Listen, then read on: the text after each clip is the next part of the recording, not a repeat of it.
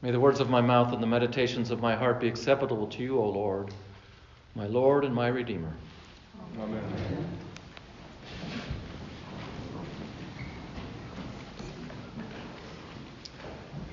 This past week I attended a clergy conference at Chapel Rock, which is our church diocesan retreat center located in Prescott. I'm going to confess to you that I wasn't really excited about going. Prescott's a lot colder than it is here. In fact, one morning we got up and there was frost on the windshield, so a little colder than here. And I also kind of struggle sometimes to make small talk with people that I don't really know that well, so that's my confession. But it turned out that the conference was really special. I was inspired by two ladies who came and talked to us about dementia. I'd like to tell you just a little bit about that story. Tracy Lind was an accomplished priest. She was the dean of the cathedral in Cleveland, and she was active as a leader in the church. She was on the board of the church pension group. But she started to have memory problems, and she ended up going to the doctor, and the doctor diagnosed her with early onset dementia. And the doctor said to her, "You need to go home and put your affairs in order." Really strong words. Really strong words. And so she listened to what he had to say. I think it was a he. And she decided that she was going to retire early as a priest. But the part that inspires me is that she didn't give up. She didn't stop her life. She and her partner, Emily, decided that they were going to go out and talk about dementia with people and share with them some of the things that they knew and how it might help them. Now, Tracy's kind of an amazing person. She's got dementia, and yet she could give a presentation for 45 minutes to us without missing a beat. So she wasn't like hiding, ashamed of what she had received. Instead, she decided that she was proud and wanted to share about it. Now, Tracy Lynn talked to us about things that you might expect someone with dementia might say. She said, "There's lots of things I don't remember anymore." She talked about how difficult it is for a family when this kind of thing happens. She even spoke about the fact that she's tried to plan out her life as her dementia continues to get worse, trying to figure out what it's going to be like and what she should do, not really knowing whether that's what's going to really happen or not. So I wasn't surprised to find out that people sometimes like to hide their disease. They want to look normal in front of everyone else. I wasn't surprised to learn about the frustration that someone with dementia has because they can't find the right words to say. I didn't think as much about how difficult it was for her to go out in public. She especially finds it really difficult to travel on airplanes. It makes her really nervous, causes her physical problems. So Emily, her partner, takes on the role of going up to the service desk when they are about to get on the plane and asks if they can board early. And they do, and it's helpful for her. Calms her down, keeps her from shaking. But then they're worried about how other people are going to see them because they don't look like they have a physical ailment, and yet they're boarding the plane early. Are other people going to judge them for that? And Tracy told us about how she now likes to watch TV. She never liked to do that very much. She likes to watch TV because she gets social interaction with people, but doesn't have to speak. I talked about the toll that it takes on families that have someone in the family that has dementia. The care partner, the person who's closest to them, often struggles as well because the stress is so bad that it caused them to physically be sick, and sometimes even they die before the person with dementia dies.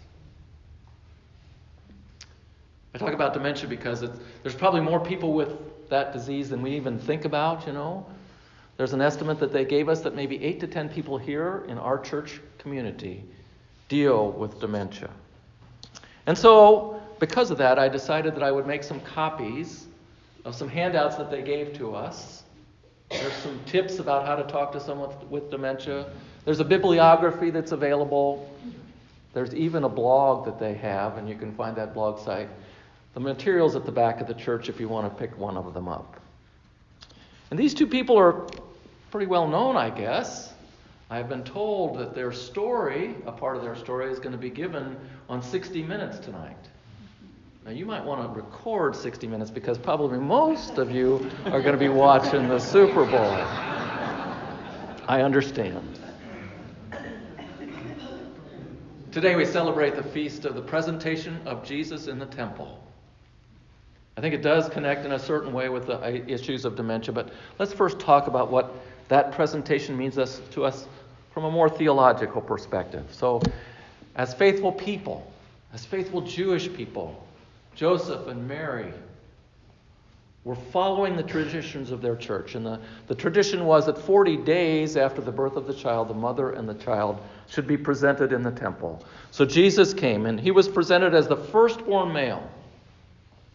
He was offered to God, and in return he was made holy. It's a tradition that existed in the Jewish faith community. You find it written about in the book of Exodus a long time. And as part of that, they offered a sacrifice. They offered some birds in sacrifice. Now we say no longer is there any animal sacrifice required because Jesus offered the perfect sacrifice for us. And Simeon, the person who was there at the temple, recognized Jesus as the Messiah.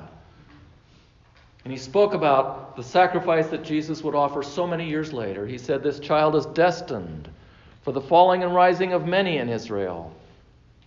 And he will be a sign that will be opposed so that the inner thoughts of many will be revealed." He even said to Mary that a sword is going to pierce your soul as well. He predicted the suffering and sacrifice that Jesus would offer. Jesus, of course, would die on the cross for our salvation. It's a sacrifice. It's a gift to us. A gift that we have done nothing to earn. A gift that comes from God, out of God's grace and love. And this reading that we have today from Hebrews kind of further describes that gift that Jesus gave to us. First, it speaks about the fact that Jesus became human. It speaks of Jesus sharing a life with his brothers and sisters. It speaks about Jesus as one of us, another child of God. And then it talks about what Jesus accomplished. In Hebrews it says, "Through death he might destroy the one who has the power of death, that is the devil, and free those who all their lives were held in slavery by the fear of death." Yes, Jesus, because of his sacrifice, we are no longer held in the power of sin. We are free to follow the will of God. And we no longer fear about our death because we know that Jesus told us that he will go before us and prepare a place for us. Hebrews even tells us that Jesus is our merciful and faithful high priest, serving God and serving all of us. And this message even connects with the reading we have from Malachi. A reading that's kind of strong and talks about how we need to be cleansed before we appear before God, that we need to be clean and pure. And Malachi suggests we're going to be cleaned by the refiner's fire. That's pretty harsh words. But for us, we are cleansed through the work of Jesus. Now, this feast of the presentation has given a lot of spiritual insights to people of Christian faith. So, it's been a day to bless candles representing the light of Jesus. In fact, it's sometimes called Candlemas, and that's the reason why we processed with candles today. It's a day to celebrate the humility and service of Mary, the mother of Jesus. I also like to think about the sacrifice that Jesus gave for us, his humble service. And so I think of it as a day to remember all those people who have offered their own humble service. They've given of their gifts to help other people. Many are here today, and I'm thankful for their service. And we dedicate this day to them and encourage them to continue in their work. I want to point out that Simeon was not the only one who recognized Jesus as the Messiah. But there was a lady there at the temple. Anna was her name. And the Holy Spirit came and helped her to understand that Jesus was the Messiah. That's what the other words that are spoken to us today. Now, Anna didn't have an official position in the temple, but she was there day and night. That's what we're told. And the Holy Spirit came and dwelt with us. And that is a message to us, I think. A message that the Holy Spirit is with everyone in the community of faith. That we're not differentiated because we have a certain position, or we have a certain wealth, or we have a certain sex, I guess. Everyone receives the Spirit of God and can share it with everyone else. And today I'd like you to think with me about what it means that Jesus was presented. And I want to focus on that word presentation, or maybe especially the word presence. For Jesus came and presented himself to the priests of the temple, but more importantly, he presented him to God. He was presented to God. His parents made a commitment for him that he would be a follower of God's will, that he would do God's work in the world. And for coming to the temple, Jesus was consecrated, blessed for the service that he was to perform. And I'd ask you to think about what that might mean to us. First of all, let us be thankful for his sacrifice and for his presence there at the temple and in our lives. And in thankfulness, let us try to follow his example. In fact, we do that every week because we come to this church on Sundays and we present ourselves to God each and every Sunday. We ask that God will bless our lives, that God will help us to do God's work in the world. And just as Jesus was presented in the temple, but then later was present with all the people that he worked with, we too wish to share the presence of Jesus with others. And we do so when we help someone who's in need. We do it when we comfort someone who is sad, and we do it when we sit with someone who is lonely. And that's what brings me back to the story of dementia.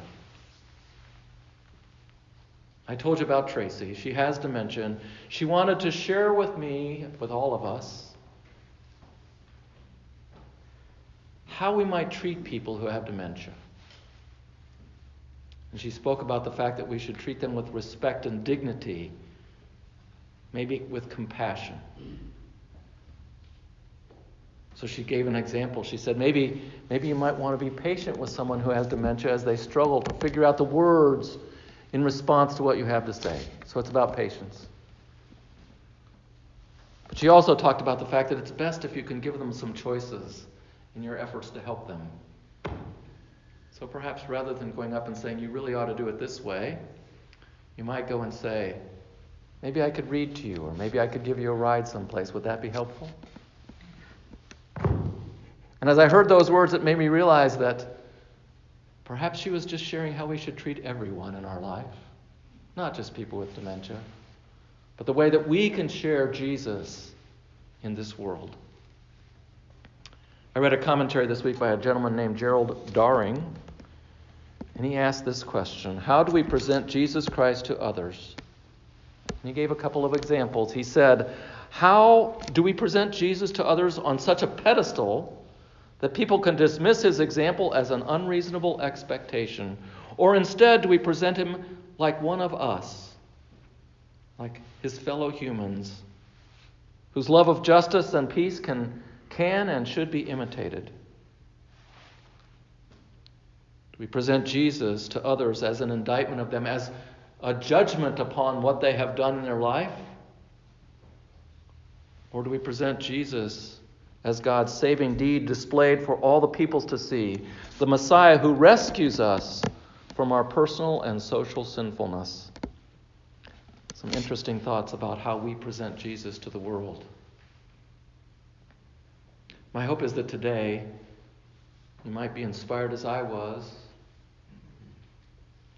by the Christian faith and by the sharing of Jesus that Tracy Lynn and her partner Emily did for me, for all of us who attended that conference. Her willingness to share, her courage, her grace. And I hope that in your thankfulness, you will once again commit yourself to sharing the love of Jesus with everyone that you meet. And as we think about the presence of God, the presence that Jesus offered to us, I wish for every one of us that we will feel the presence of God in our lives each and every day. Amen.